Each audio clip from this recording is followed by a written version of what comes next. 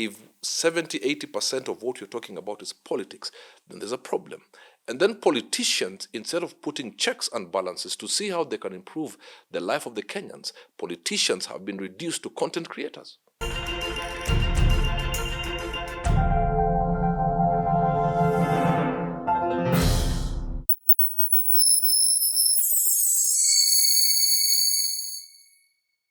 Happy holidays. I hope you're enjoying yourself and having a fantastic time during this Christmas season. This episode comes to you on the 31st of December, which is the last day of the year 2024. And with me, I have none other than Pastor himself. You know, sometimes it's so hard to introduce you because you do so many things. Just Robert Burale is good enough. Pastor, motivational speaker, Luke Master. Yeah. What else have I left out? Burale. And even OG recognizes your game. Yeah, no, I do many things, but I just like being introduced as Robert Burale. Okay. I'll be honest, I'm not very big on titles. I would rather my content speaks for me. You're just being humble. Hallelujah. Very nice to have you. Thank you. OG including you in his songs. How was that? It was good. I mean, Calligraph is a good man, a good friend, and for me, I think the best rapper we have in this country. And beyond, actually. He's good.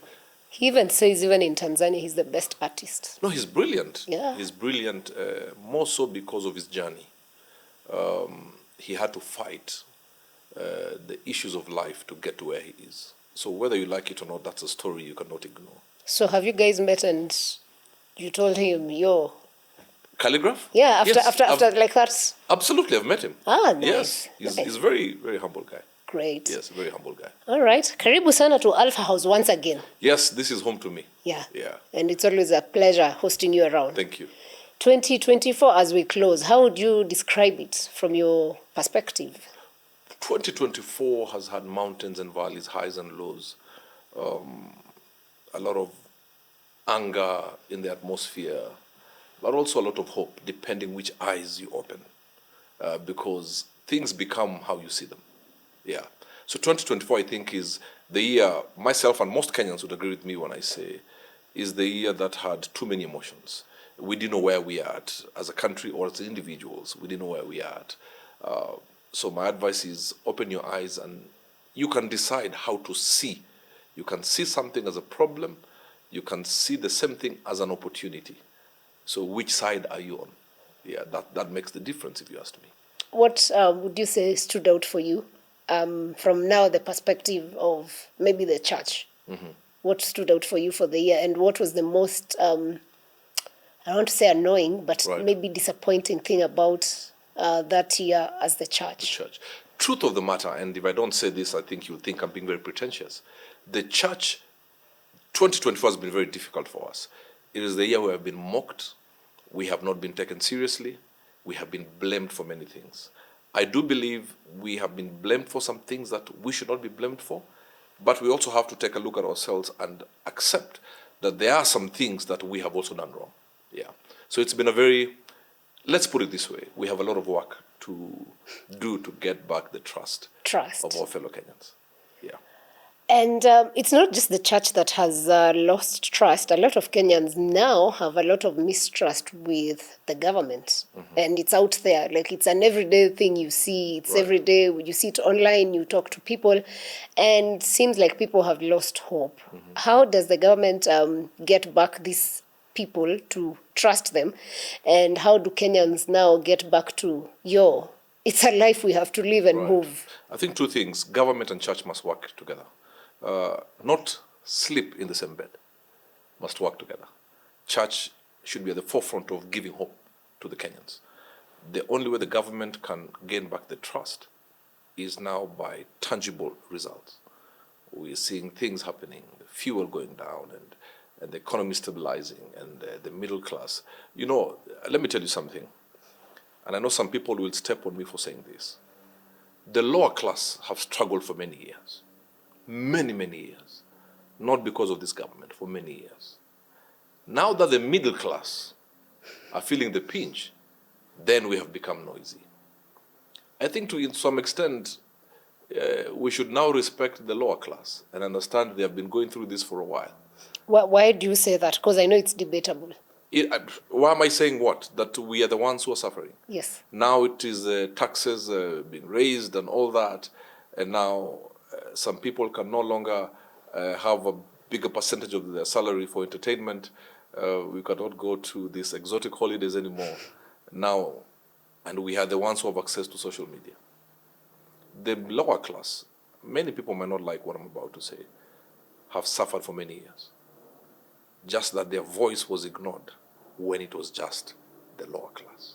So even as Kenyans, we have to take a look at ourselves and say, if the lower class is suffering, then we must also speak for them. And this is now towards 2025. Yes. If my neighbor is hungry and I have caviar, I have guacamole, I have everything in my house. Yeah, you have nice things. But I'm just saying. Oh. And my neighbor is hungry, I should also empathize with that neighbor, but not wait for the day my fridge is empty and then I call that neighbor to help me make noise about it. Yet when he didn't have, when my stomach was full, I didn't say anything to him or for him. And I think now as a country, we need to look at our mindset and say, we are one. Not that I have to wait for it to get to me. Because remember, if something is eating the lower class, after it has finished the lower class, who will it come for? Middle class. And after the middle class, upper middle, and the higher echelons of society. So if you don't deal with that snake, it will be a monster later, or a dragon. Yeah. And there's a saying that when the poor have nothing to eat, they will eat the rich. And let me tell you, the most dangerous thing that I pray as a country we never get there is when the poor forget about the tribal lines, but only have one tribe, that is poverty. Isn't it what we have experienced this year? Have we really? Have we? To some extent? Haven't got to some extent. When we don't speak at the right time for the poor, as we call them, or the lower class, poor I think is not even the right word to use. When people come together beyond tribal barriers to say, now, if you are eating chicken, it is the reason I'm not having bread for my kids. That's a dangerous war. And the class war is a war that when it starts, it's almost impossible to stop. It only stops when nobody has a voice. And we pray as a country that the church and the political class will now realize that we are sliding down a very dangerous path, that we need now to come back quickly. The church must speak hope. I have a problem. Pastors, we have become more or less political commentators. And there's nothing wrong with talking politics. But if 70-80% of what you're talking about is politics, then there's a problem. And then politicians, instead of putting checks and balances to see how they can improve the life of the Kenyans, politicians have been reduced to content creators. So where are we going? So we are competing with them on TikTok. Politicians now showing wads of cash. And you're showing me wads of cash. I don't know where my next meal will come from. Then you'll blame me for being hungry? No. Please do what you're elected to do. Bring up laws. Bring checks and balances. Bring new ideas to improve the economy. And I'm not saying you can't come on TikTok. We pastors, I love my dance challenges. I have my fun. But I don't wake up to dance every day. I must also do what I'm called to do. Yeah. But if politicians spend 80% of the time being content creators and showing off, don't get surprised when you go somewhere and Kenyans are angry. So we need to wake up from our slumber across board. And that's how we'll save our country. And at the beginning of this year, or for quite some time, the church has been called up for being silent. I mean, Pastor Burale has seen so-and-so, engineer so-and-so is posting 20 million, what is it called, of cars, right. A convoy of cars. Right. They went for some marathon. There were like 16 helicopters and choppers. Mm-hmm. And you're going to people who are angry. Why is it that then the church has been watching this happen and just chilling, like, come preach on Sunday, like your congregation is okay? Number one, and that's what I said at the top of this interview, that we have been blamed for some things we have not done, but we also have to put a mirror in front of our faces and accept some of the things we have done. The most dangerous thing is when the church is quiet, when a lot of bad things are happening. I wish, and I'm consistent in saying this, I will not clap for a politician showing off cars and commenting there that that is the doing of the Lord. And I know it's not the doing of the Lord, you understand? And if our people have an impression that when ill is happening, we are not speaking, and the reason we are not speaking, they say, is that we are in bed with the government, then that's how we have lost what would call our place in society. Yet, the church is so important for any society to remain sober. So what do we need to do going into 2025? We are never supposed to be in bed with any government, not just this government. I need to make this clear. But we are supposed to work hand in hand. Kings of the old had prophets. Not that the prophet will dance to the tune of the king. It is the king who would even ask the prophet, what is the mind of the Lord? Should we go here? And the word of the king was supreme. The prophet was taken seriously because we speak what God says, not what sounds good. And we are not excited by the meals or the table of the king. We only have to say what the Lord is saying. If evil is being done, we should be able to speak. But also, if government is doing well, there is no harm in saying, kudos, you are doing well here. The church should never be swayed by emotional moves.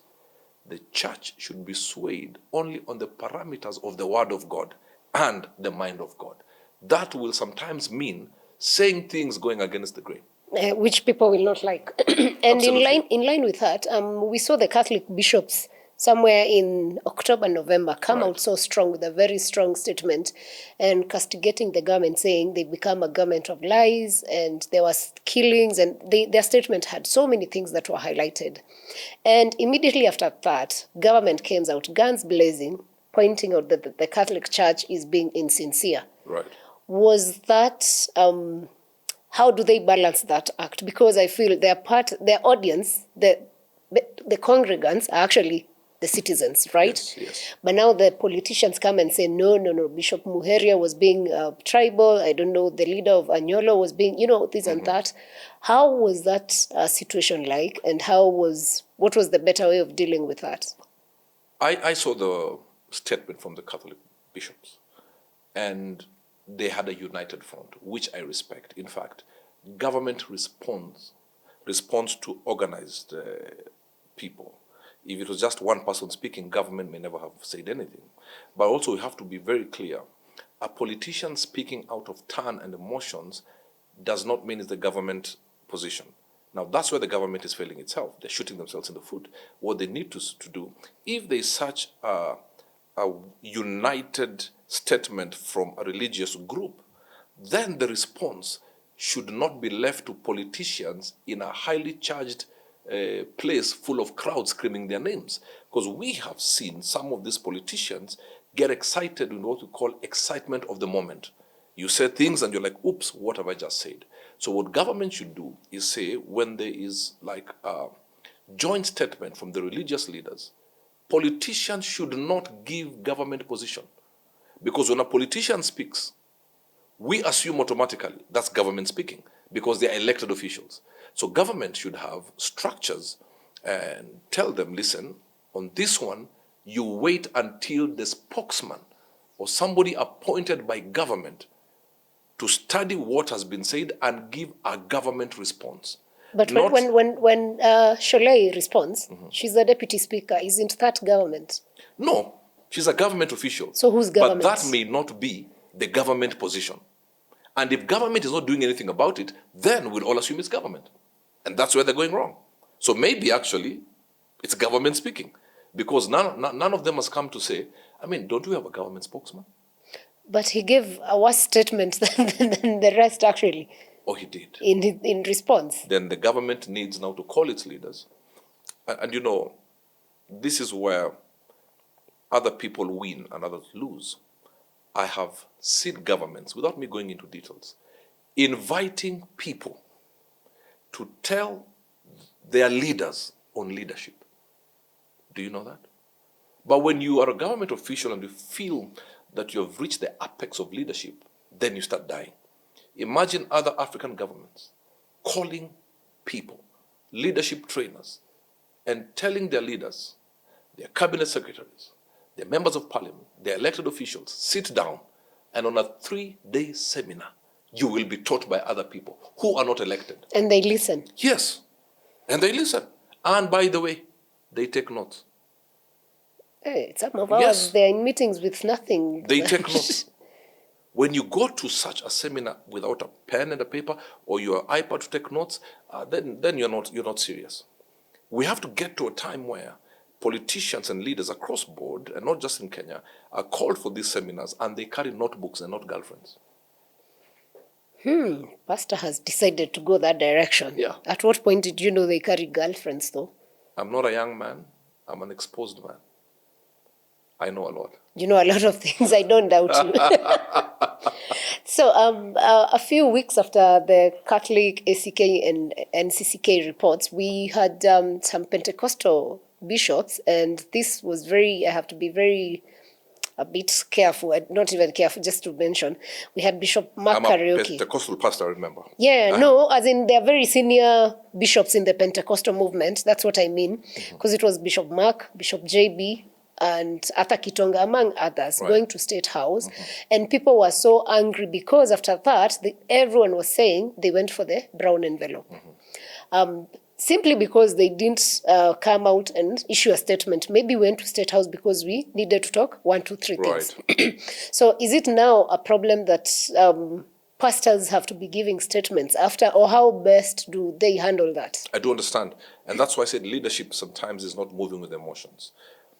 These are our fathers, Bishop J.B. Masinde. These are very honorable people who have been given leadership. And they have birthed most of us anyway. They have spiritual sons who have birthed other spiritual sons. Now, what I think, because of the emotions, people expected them to say within 2 minutes of that meeting what was discussed. But I have a different take, and maybe this may not go down well with many people, is that these are not small people. These are leaders. They have been leaders long enough than some of these politicians they're going to meet anyway. So what do you need to do? Maybe they went there, presented a 20-point page report, and they agreed that we want to see this done or something happening in 2 to 3 months. Then after that, we shall respond. Maybe some of the things we shall see happening is as a result of those meetings. I would not honestly sit here and castigate the fathers of the land before we know what they really want to discuss. But I think it will also be too much to ask them to give a report immediately. When you have a highly charged meeting, let the emotions die down, retreat to your silos, have a meeting, and say, this is what we presented. Let us see. They said in 2 weeks, you'll see this happening. They said in 3 weeks, you'll see some arrests of corrupt officials. And if what they agreed is not being done, then they can call a press conference and say, ladies and gentlemen, a few months ago we went and we met the political leaders and this is what we'd agreed, and they told us in 4 months this is what had been done. Now 5 months later, nothing has been done. So we want to tell you that they ignored what we said. That for me, I think it's leadership in its absolute maturity. Yeah. So men of the cloth, I think part of why people may accuse them of the brown envelope is because, again, churches have become a thing of sadaka, 2 million this Sunday. Another one comes, I have 5 million as sadaka. And you very well know these are proceeds of corruption or some shady deals across the government. How do you now, as pastors, build trust with these same people? I know. I think what we should do is go back to the scriptures. Don't let the left hand know what the right hand is doing. Just give. Because the truth of the matter, there could be some drug dealer in a congregation giving money. We don't know who it is. You understand what I'm saying? What I think should stop is pulpits being used for political commentary. That, for me, I have a problem. That is an individual statement. Because what happens is, when they come there, you can tell the zeitgeist, the nation is angry. So the pulpit on a Sunday is such a pure place. People have been told they have cancer. They want to see the healing virtue of Jesus Christ. Some have come there, the children are in drugs. They want to get direction, divine direction. Then you bring the same politician who has been using vulgarities on Monday to Friday to now say, praise the Lord. Some of these politicians, the truth of the matter is some of their languages is very unbecoming, So don't be this on Monday and then be this on Sunday. But if you want to come and worship, come and worship. But having said that, there is also a level of leadership you reach in a country that gives you the honor of being recognized wherever you go. The truth of the matter. Yeah. A president going somewhere must be recognized. That is it's the office. It's not the person, the presidency, which is a symbol of authority. The presidency is enshrined in the Constitution. The president is elected by people. So the presidency must be recognized wherever. Let's not just be emotional here. If the president walked in here, this interview will take a pause. It will take a pause. If the president goes by the roadside and stops, the president who was elected is there, but we feel the power of the presidency. But I have a problem with every, and I'm going to use this word loosely, Tom, Dick, and Harry, because you have a position, you want to come and speak. And then, when somebody says, this one is a cow, and then pastors, we are forced to clap, I'm not going to clap for that. I'm not going to clap for that because my Bible says, let your words be seasoned. So I'm not going to clap for that. I can't hear politicians saying, for example, may this person die during Christmas, and I clap. What are we clapping for? God will not answer that prayer, by the way. You understand what I'm saying? Yeah. So we also have to show our congregants who are the people who elect these people, that we are with you. We understand what you're going through. I think something that maybe pastors or the church generally don't get is when we had President Kibaki, right, he never spoke in pulpits. Right. I was young, but from all the videos I've watched, Yes. I've never seen Kibaki at the front. Right. It used to be like outside, like after he's done, Yes. speak there. Yes. Are pastors able to get the pulpit back to that level? That it's such a sanctified place. We do not have, because even if the president came, we don't know where he came from. He's human at the end of the day. Is it possible just to say the president is with us? He'll address the media outside. It is possible, but I'm just understanding the presidency. Sometimes, let me tell you the truth, the pressure is put by the people themselves. We want to hear what he will say. You understand what I'm saying? But I do agree. I love that angle, that after, then you can stand outside there and speak. I love that angle as well. Nothing wrong with that. It's just that, for me, I have a problem with the pulpit being used in a way that dilutes the honor of the pulpit. Insulting each other, abusing each other. I would not allow that myself. I think it's even made worse by the donations made, especially if, let's say, Sarah, assuming I was an MP and there's a scandal. I stole 5 billion, whatever. And then on Sunday, I'm making a donation in your church. And you're giving me the same pulpit. And maybe the donation I made was actually meant for the health sector. Right. And one of your congregant members went and cannot be attended because there is no MRI machine. That's right. And I totally agree with you on that one. That is where, even as pastors, we need to look at ourselves. So do you pastors have a way, like, you talk to each other so that we're able to bring this to somehow a sober state? Yeah, we have, like, fathers of the land. They speak to us and guide us. But I think, now that you've said that, I think we should have a bigger and a more intentional conversation towards the same. That gives what we can say, the code of ethics. If politicians come to your pulpit, this is how you're supposed to do. Like, for example, like in our church, pastor, Her Excellency Dorcas Rigathi, has been a pastor in our church for over 23 years. Actually, one of the first members of that church. Oh. Yeah, so if she goes up there to speak, yes, now she had a political position, I would say, by connection, but let's not forget, she has been a pastor there. I think she was member number 2 of that church. So it doesn't change, because to her, we know her as a pastor. And she's been consistent as a pastor before, during, and after. I can say that for sure. Yeah. Interesting. I Yes. think I didn't know that. I knew she's a pastor, but I didn't know the church. Yeah, she was a pastor. She's a pastor at House of Grace. And pastor not because of political position. Genuine pastor. Truth be told, all these years when nobody knew her, and I'll tell you this without fear, one of the greatest prayer warriors you can ever come across. Very consistent in the things of God. Yeah, so, but now what happens?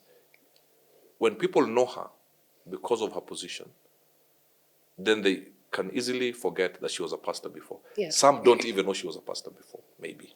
Yeah. Okay. In Rwanda, President Paul Kagame closed some churches because he felt a lot of untrained pastors were, should I say, teaching, Right. but not teaching maybe the right gospel, or I don't know how you call it, but yeah, you understand what I Doctrine. mean. Yeah, the doctrine, yes. And that issue of doctrine is what has seen us lose people in Shakahola and maybe other places that are yet to be discovered. And we've also seen a lot of funny pastors in this Nairobi Right. and across the country. Is it a thing that should be adopted in Kenya, or how should Kenya go about that? First and foremost, we must understand the pastoral call is a calling. It is a calling from birth, all right? But having said that, because we are dealing with people of different cadres of society and different levels of exposure and academic qualifications, there has to be some form of education. Now, maybe not necessarily theology, all right? Because let me tell you, some of the lecturers maybe in these Bible schools don't even believe in God, but they're teaching leadership and da-da-da and all that kind of thing. But there has to be some form of leadership, training, psychology. We must see that you have done a course somewhere. You understand what I'm saying? Yeah. But also, let's be careful not to put all these pastors in one bag because of Shakahola. That was just a criminal gang masquerading as a church. Some of these people I've seen, I think in South Africa, somebody telling the ladies to remove their panties and they'll be prayed for. And we can't say that is a pastor. That is not a pastor. They just use the name pastor. But you also, I'm going to give another angle that many people may not realize.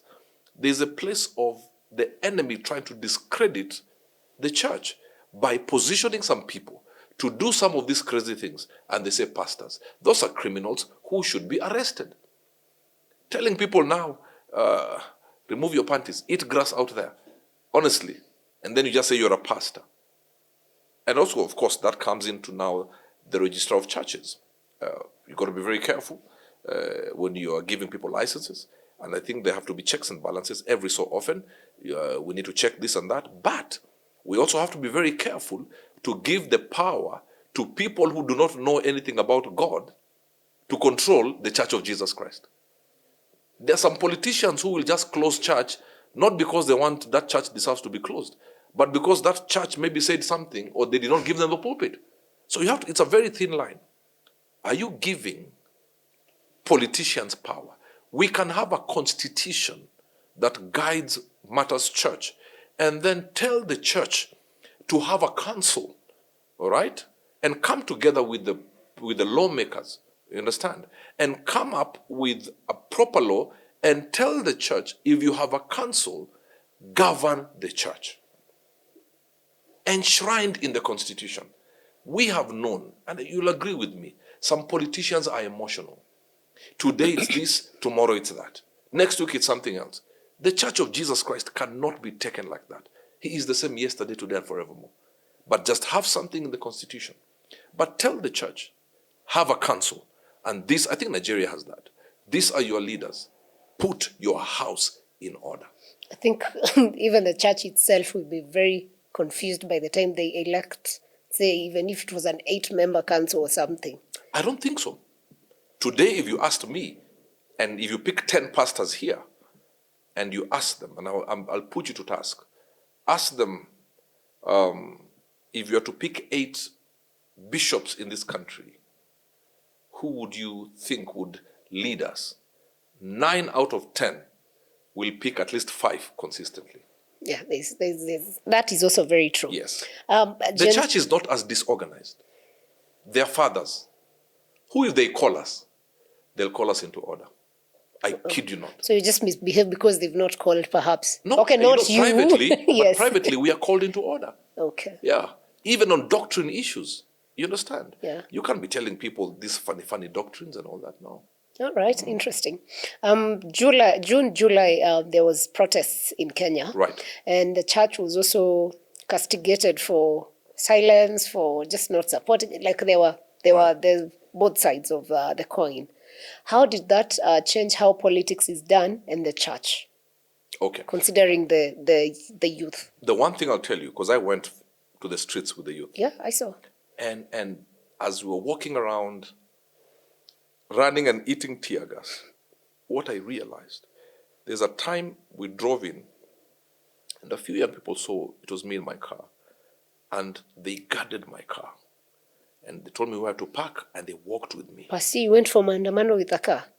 Yes, I did, and I parked it. But now we got out of the car. No, I got into town with the car. Ah, okay, and okay. one young man, as we were walking, told me, Pastor, give me your phones. This, here it will be stolen. But they felt, why were they taking care of me? And there were other pastors there. They felt, oh, you are with us. You are understanding what you're going through. And I think what the country is saying to the church, we are your children. We are the ones who come to your church every Sunday. You are our fathers. Why are you not helping us when you're dying? One of the young men who died was a member of our church. You understand what I'm saying? A member of our church whose mother was paying tithe there, paying offering, and an active member of the church. So then I think what they felt is we were not there. But allow me to say this. Many of us were there. But it's easy to say we were not there because maybe the ones who were there were not loud enough. I was there.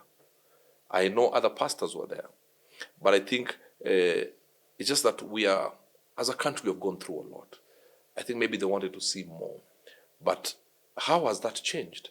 I think politicians now are kind of respecting the church. We are no longer, maybe the last 1 or 2 months, we are no longer the punching bags. We are no longer the sanitizers, for lack of a better word. I think that honor is coming back. But I think our biggest test is 2027. 2027. I met... Not these 2 years before. No, 2027 will be the manifestation of what we've been doing in these 2 years. So I think come 2027 is, guys are looking at us like this. You understand what I'm saying? Yeah, yeah. What I'm saying, we should understand and respect the fact that we pastor members who love different political leaders, whoever I voted for, I know. The person I voted for knows I voted for him. Family knows I voted for him. But I have never gone on any of my social media platforms and said to anybody, this is the man to vote for. But he knows. He knows. For me. Absolutely. How do you push patriotism as a Christian and as a Kenyan who's probably frustrated by the way things are running? Patriotism is not telling people, this is Kenya, we are in this together. No. Patriotism for me, if you allow me to turn it, because patriotism now has just been reduced to songs. If you sing this song, you're patriotic. No. It's saying things are wrong. If I voted for person A and he has done something wrong in the leadership, I will go to the streets, not to throw stones, but to air out our anger and say, this can be done better. Yet, I voted for the very person. So patriotism is, when we need to speak, we shall speak within the parameters of respect. When we need to praise, we shall praise. Even as the church, and this is another thing if you allow me to say, we don't need to insult politicians. From the pulpit, disagree, but people are watching. To whom much is given, much is expected. So even the way you and I would handle our disagreement should be different from two drunkards at 3 a.m. in a bar. So as pastors, you may not like a person, but you cannot have a whole sermon insulting a leader. You can disagree using words that, if I'm sitting there with my daughter, I'll say, Dad, that pastor has said something important that I've been frustrated as a Kenyan, but I like that he spoke with respect. But imagine as pastors using vulgar language worse than politicians, and then we tell people, thus saith the Lord. We are lying to ourselves. Let's not get excited also because you've seen crowds. In fact, let's preach Jesus more. People need Jesus more right now. Human beings will let you down. The Bible says, cursed is the man that puts his trust on man. Bring Jesus, preach Jesus, lift Jesus. People will have hope. You understand what I'm saying? But now, there are people who are just waiting for 2027 for handouts from politicians. Pastors included. Yes. I mean, not all, but some are positioning themselves for that. That's the honest truth. That's the honest truth. You know, when the government that is in place was campaigning, the church was the platform that actually, I personally would say, brought them to power. The church? Yes, because they gave them the platforms. And, you know, when a pastor speaks, it's very convincing. And when I say the Spirit of the Lord has told me, these are the leaders. I mean, we saw it with some pastors. So people believed, because religion is, again, quite emotional. Right. Why is it that then pastors are finding it hard to speak out? I mean, even the pastors you're referring to, who are the fathers of this nation in the Christian space, if they were confident enough to preach that time that God has spoken, how is it hard then to say, fine, we made a mistake? Or, okay, maybe it was not a mistake, but the people that we put in power are not meeting the needs. I mean, they're the prophets. In the old days, the prophets were respected. Right. Why is it that these bishops feel like they can't be confident enough, like what the Catholic bishops did? One thing I'll tell you is leadership is a very delicate balancing act. Leadership will require sometimes you speak publicly, but sometimes privately. I do believe some of these leaders, because of access to the powers that be, have actually gone and spoken boldly to the powers that be. I strongly believe that. Some of these leaders that we know personally, I know when they go into the corridors of power, they're not just going there to eat mandazi. Some will I know of leaders who can tell the king, sit down and listen now. Here you're making a mistake. You're also bringing us into disrepute. I do believe that. That's why I said leadership sometimes will require public statements, but sometimes private statements that will manifest publicly later in life. You know why I'm asking this is because during that season, they were very vocal. Yes.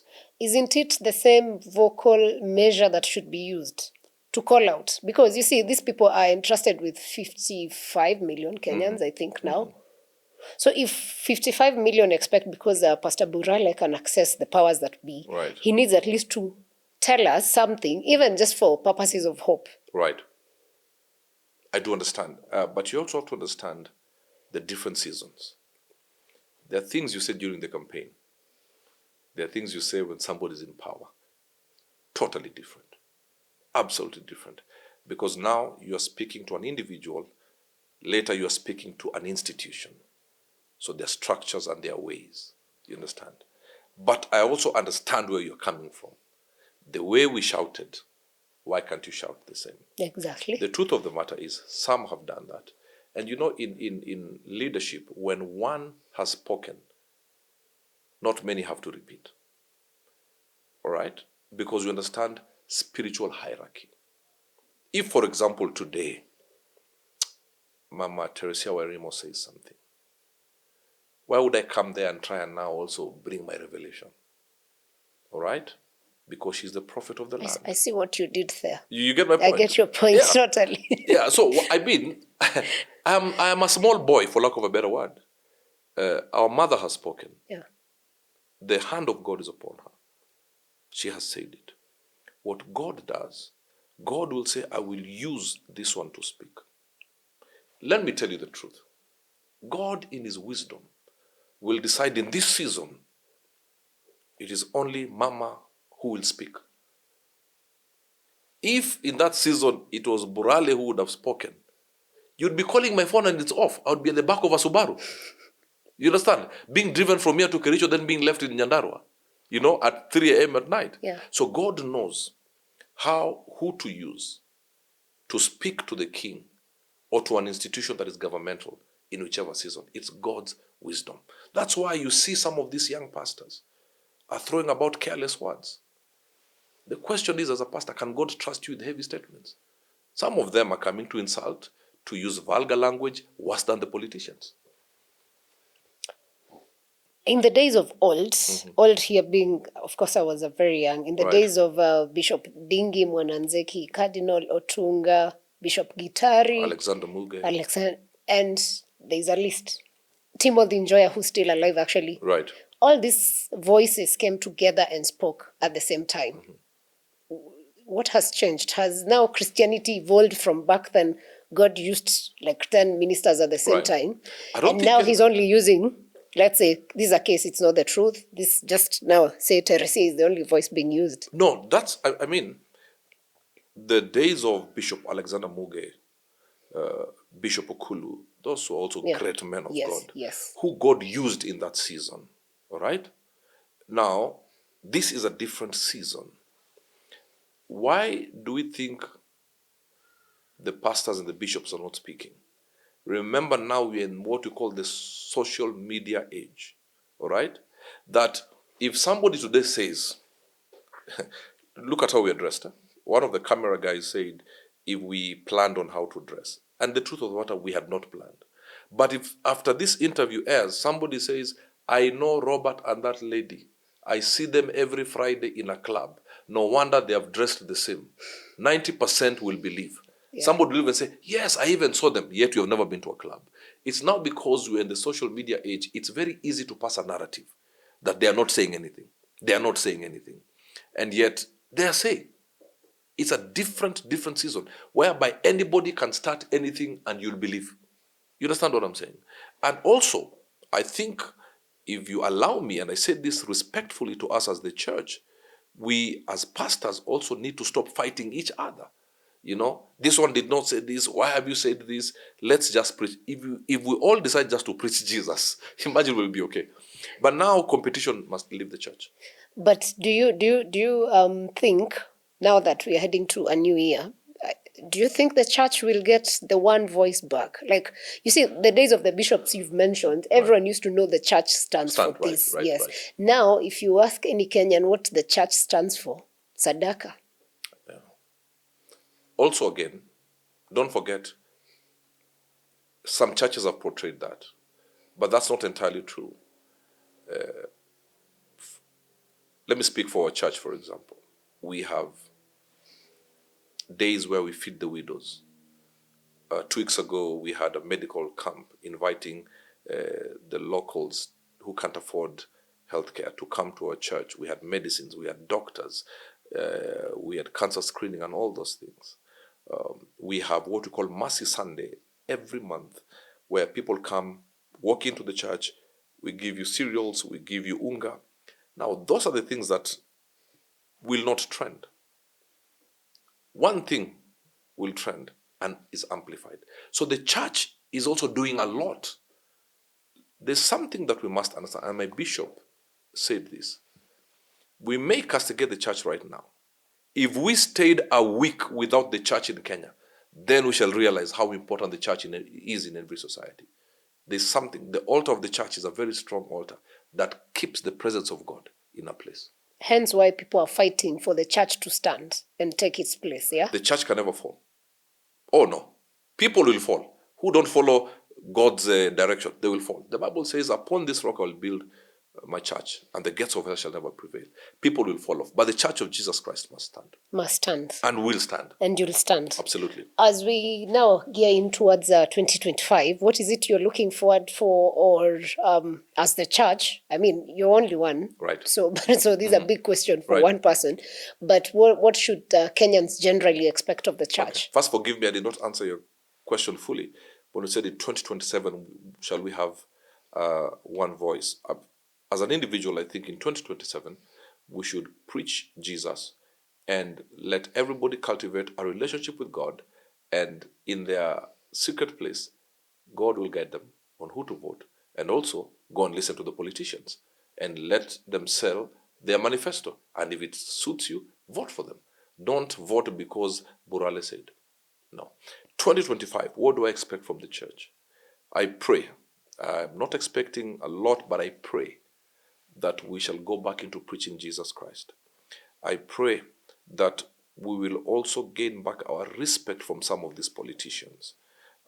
It pains me when some of these politicians would take the microphone at a funeral or a public forum and say things to degrade our leaders, Oh, the money has not been brought back, you understand? Even for the money to be taken back, there has to be a process, for example. But that's not the point. The point is, we need to be respected to a level that somebody would think twice before they attack our spiritual fathers. But we have to look at ourselves and ask ourselves one question: where did we go wrong? We also have, and I know maybe some pastors may not be happy with what I'm saying, but there comes a time you have to ask yourself, in the grander scheme of things, what part have I played for the mockery to be brought to me? Self-surgery is of absolute importance, because that's the most painful thing, yet the most beneficial thing you can ever do for yourself. Yeah, true. Active citizens. Do pastors need to be active citizens, or are they just spiritual? They have to be active citizens. Everybody is spiritual. No, in the sense that, pastors sometimes will pull off because of different things. But basically, this question is me wanting you to say how pastors ought to be active citizens generally. No.